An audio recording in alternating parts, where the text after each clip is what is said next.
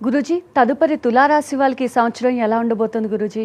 తులారాశి వారికి ఈ సంవత్సరంలో ఆదాయం 5, వ్యయం 2, ఆరోగ్యం 0, అనారోగ్యం 4, రాజ్యపూజం 4, అవమానం 2, సుఖము 6, దుఃఖము 3. ఈ సంవత్సరంలో ఈ 12 రాశుల్లోనే అందరికన్నా అదృష్టవంతులు ఎవరైనా ఉన్నారు అంటే తులారాశి వాళ్ళే. బలాఢ్యులు ఇద్దరు కూడా వీళ్ళకి సపోర్ట్ ఉన్నారు. ఒకవైపు గురు అనుగ్రహం, ఒకవైపు శని అనుగ్రహం. శని 6వ ఇంట్లో ఉన్న తులారాశికి ప్రత్యేకమైన ప్రతిఫలం ఇస్తారు. ఈ సంవత్సరంలో తులారాశి వారు మీరు ఏమనుకుంటారో అది జరుగుతుంది. విదేశాలకు వెళ్ళే యోగం ఉంది, వెళ్ళి రావచ్చు.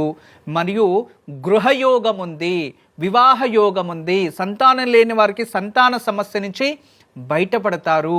అంతేకాదు పిత్రాజిత ఆస్తి వస్తుంది. ఎన్నో సంవత్సరాల నుంచి దొరకని ఆస్తులు ఇప్పుడు మీ కుటుంబం వైపు ప్రయాణం చేస్తాయి. అంతేకాదు మీరు కష్టపడితే చంద్రం ఇంద్ర పదవి అంచాన్, ఇంద్ర పదవినైనా మీరు కొనుగోలు చేయగలరు. అటువంటి యోగం ప్రాప్తిస్తుంది తులారాశి వారికి.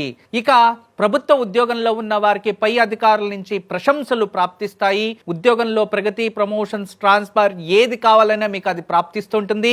వ్యవసాయంలో ఉన్న వారికి అభివృద్ధి కనబడుతుంది. కష్టానికి తగినట్టుగా ప్రతిఫలం ఉంటుంది. ఎన్నో రోజుల నుంచి నష్టం అనే వాళ్ళకి ఈ సంవత్సరంలో లాభము, మీకు అన్ని కూడా అనుకూలంగా ఉంటాయి. కొత్త భూమిని కొనగలరు. మీ వచ్చే లాభాల నుంచినే అది మరింత అభివృద్ధి అవుతుంది.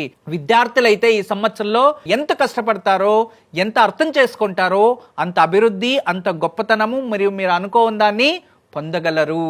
మాఘమాసం మీకు మంచిది కాదు. ఇక చతుర్థి, నవమి ఈ తిథులు శుక్లపక్షమైన కృష్ణపక్షమైన మంచిది కాదు. గురువారం మీకు ఘాతక వారం మరియు శతభిష నక్షత్రం కూడా ఘాతక వారము.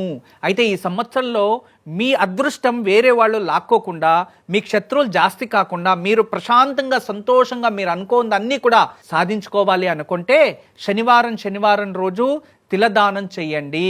శనేశ్వర ఆరాధన చేస్తూ ఉండండి. శని ఆరాధన మీకు ఈ సంవత్సరం అంతా మహా అదృష్టవంతులుగా మార్చేస్తుంది.